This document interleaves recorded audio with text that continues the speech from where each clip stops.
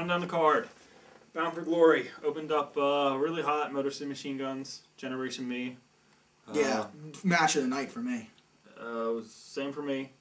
You know, they put on a show. They put on a show for everyone. The crowd got really, really hot, and then I think from you know, that high point up until, you know, getting towards the end of the pay-per-view, it just went downhill. Just kept going downhill. Yeah, I didn't like the placement. I think the biggest problem that I had with this match, because I should say the only problem I really had with this match was the placement of it. Right. Tag team titles, you know, when you open the card with a tag team title match, it's kind of sending a message that this isn't that important. You know, I think when you open a card up, you're looking for a match that's going to get your live crowd excited. However, you want, yeah, that's what I'm saying. You want to get your live crowd excited. You want to get your live crowd excited, but you don't want to get them so excited and put on the match of the night so that they're completely burned out for the rest of the evening going into your main event. I think, in fact, I think the entire card was badly placed with the matches. You need to have those breather matches in between match and night. I'm fine with, you know, the women's match following up after the Guns and Gen Me. What I thought I had issue with, my issue was you put the match of the night, which probably should have been like third to last, you know, on first. But whatever. They went out there, they busted their asses, they did their thing. I think Motor City Machine Guns continue to prove, and have proved over the last couple of years, that they're the best tag team. Yeah. Definitely in North America, possibly in the world. You know, I guess there's a couple out there that could contend to that throne. Kings of Wrestling, King Chris Hero. Oh, there were definitely a few really, really nice spots throughout the match. Yeah. Some of the false finish. There was one particular false finish with Gen Me. Alex Shelley was on the outside, and they hit, I think, like a 450 splash, some sort of dual move, and I thought, you know, that could have been it, and I would have been shocked. But, you know, in the end, Skull and Bones, 1, 2, 3. Exactly. And I was happy with the result because I think the Guns deserve a long, lengthy title reign, especially with, you know, how long they've been there and everything else like that. And Gen Me obviously did their part. Yeah, I agree. The spots were great. The false finishes. I mean, there's times like when I'm watching pro wrestling, I'm looking for that point in my stomach where you're like, oh my god, like you're so sure that the Guns are going to win, but there's a false finish to the point where your stomach actually turns. Yeah, it turns where you're like, oh my god. Like, I think Gen Me's getting the 3 here, even though in your mind you're so certain that the Guns, right, you know, are going to win.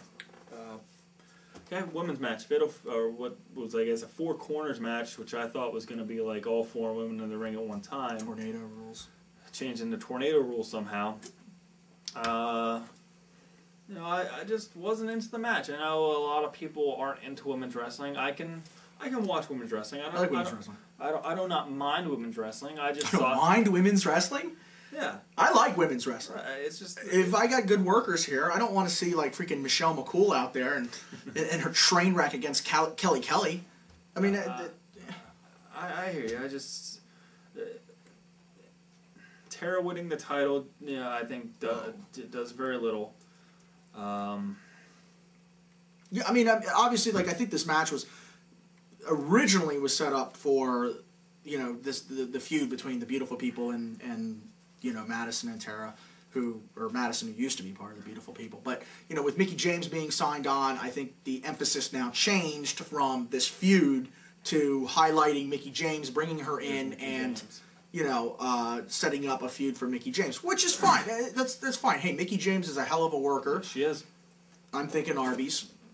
But, you know, the point of the matter is that, you know, they set it up and they put the belt on a heel, which I did think there was going to be a title change, but I thought it was going to be Madison. Right. I really, who really wants to see Mickie and Tara right now? We've kind of seen that. I mean, I know it was a long time ago, but we've kind of already seen that. What we got is Mickie James coming to TNA, and, you know, I want to see Mickie James and Angelina Love, and Mickie James and Madison Rayne, and Mickie James and Hamada. I would love to see Mickie James and Awesome Kong. Yeah, but point of the matter is we do have women's wrestling here. Yeah.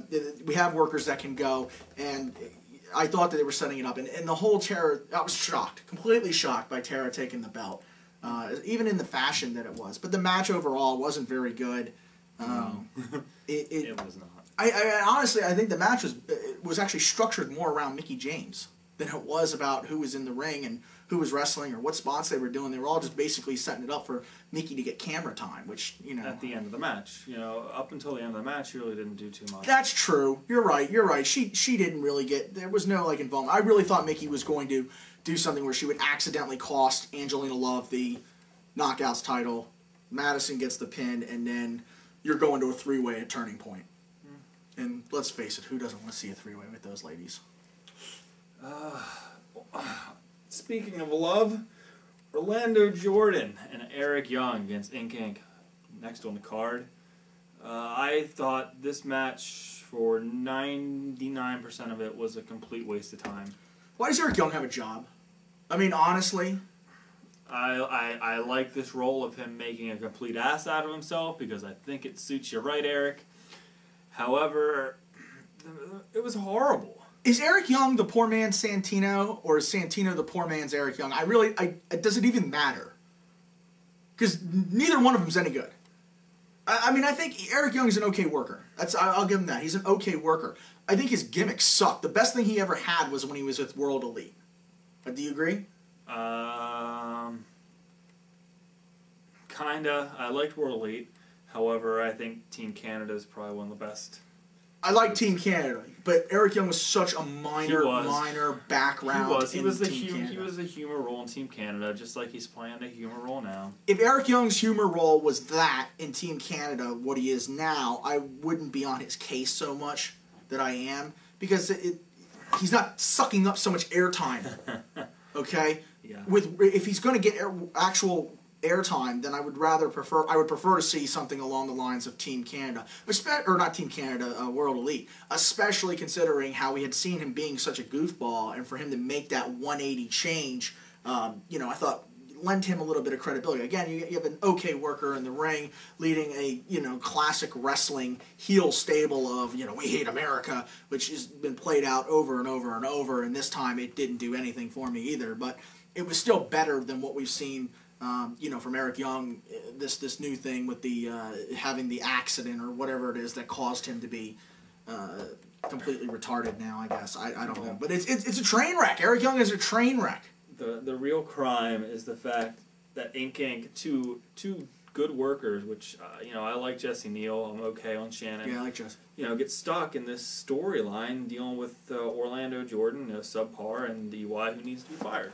I'm going to look right into this camera and tell you right now, I was not a fan of Jesse Neal when he first came on to TNA. He was so green. I didn't think he had any type of gimmick. I thought he was worthless. Coming out of Team 3D, right there was your first mistake, Jesse, is going to 3D to learn how to wrestle, because someone has to teach them how to wrestle. The only thing they know how to do is bang fat ring rats. That's you, Bubba. Yeah, directed right to you, Bubba. Sorry, Devon. But teaming in Ink Inc., Jesse Neal has found his way in TNA. He has become quite possibly the most improved wrestler on that roster. He's found a gimmick. Yeah. He's become a little bit better in the ring. I mean, I won't say he's a great worker, but he's become better. And that kid busts his ass every time he's out there. I mean, you can tell how much he busts his ass. And being hooked up with Shannon Moore, learning, you know, the trades from Shannon, a veteran, you know, and having this matching gimmick, matching type of lifestyle, it seems to be working well for him. Yes, it does. And I'm happy for Jesse. As far as that's concerned, I'm not happy that he got stuck in this stupid program with Eric Young and, you know, the guy who dumped lotion all over him himself. Next match in the card, Doug Williams, Jay Lethal. You know, before we get into that, one quick thing. Yeah. Because I know we're going to get into Taz, but, you know, the one thing I just can't stand. Every time Orlando Jordan is on TV, Taz is making those little snide gay references. Okay, Orlando Jordan's bisexual. Whoop-de-doo! Oh, you mean like them going back and getting a room at the Hilton across the street? I mean, are you serious? Is this really necessary? Is this what we want from a professional wrestling color commentator? Yes, we're looking for humor. That's great. But Taz, you're not funny. That's the problem. It's not funny because you're making gay jokes. I mean, what's the next thing you're going to do? You're going to start telling... I don't know. I'm trying to think. Orlando Jordan. Maybe Orlando Jordan needs to go out and pick the cotton in the field, too. You know? Or maybe Hernandez is going to have to swing by the Taco Bell and get some. This is just ridiculous. This is freaking 2010, and Taz is making, and look, I'm not saying that gay jokes aren't funny. I'm not. I'm just saying, this is professional wrestling. Taz's gay jokes aren't funny. Taz's gay jokes aren't funny. You're right. Taz's gay jokes aren't funny. All right, the next topic. What was the next one? Next one.